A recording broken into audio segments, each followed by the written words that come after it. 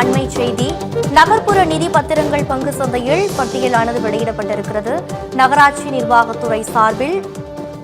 நிர்வாகத்துறை மற்றும் பெருநகர சென்னை மாநகராட்சி சார்பில் விழாவானது நடைபெற்று வருகிறது. நகர்ப்புற நிதி பத்திரங்கள் பங்கு சந்தையில் பட்டியலானது வெளியிடப்பட்டிருக்கிறது. நகர்ப்புற நிதி பத்திரங்கள் தேசிய பங்குச்சந்தையில் பட்டியலிடுதல் விழா நடைபெற்றது. இதனை முதலமைச்சர் மு க ஸ்டாலின் தொடங்கி வைத்தார். சென்னை மாநகராட்சியின் ரூபாய் 20 கோடி மதிப்புள்ள நகர்ப்புற நிதி பத்திரங்களை தேசிய பங்குச்சந்தையில் முதலமைச்சர் மு க ஸ்டாலின் பட்டியலிட்டிருக்கிறார்.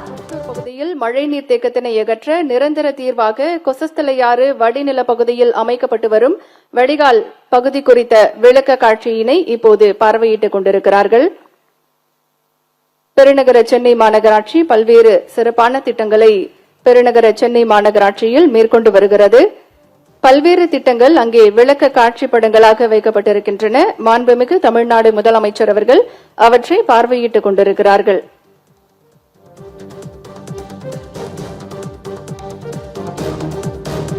$2,086.14 கோடி ரூபாய் மதிப்பில் முடிவுற்ற குடிநீர் வழங்கல் திட்டப்பணிகள், 3,612.60 கோடி ரூபாய் மதிப்பிலான பாதாள சாக்கடை பணிகள், 17.80 கோடி ரூபாய் மதிப்பிலான குடிநீர் வாரிய தலைமை அலுவலகம், புவியிடம் சார்ந்த தகவல் அமைப்பு மேலாண்மை மையம், 213 தூய்மை பணியாளர்களை தொழில் முனைவோர்களாக மாற்றும் உன்னத திட்டம், 45.36 கோடி ரூபாய் மதிப்பீட்டில் 92 புதிய விளையாட்டு திடல்கள், 72 கோடி ரூபாய் மதிப்பீட்டில் 186 புதிய பூங்காக்கள், 57 மழைநீர் உறிஞ்சும் பூங்காக்கள் என மிக சிறப்பான திட்டங்கள் பெருநகர சென்னை மாநகராட்சியில் சிறப்பாக செயல்படுத்தப்பட்டு வருகிறது.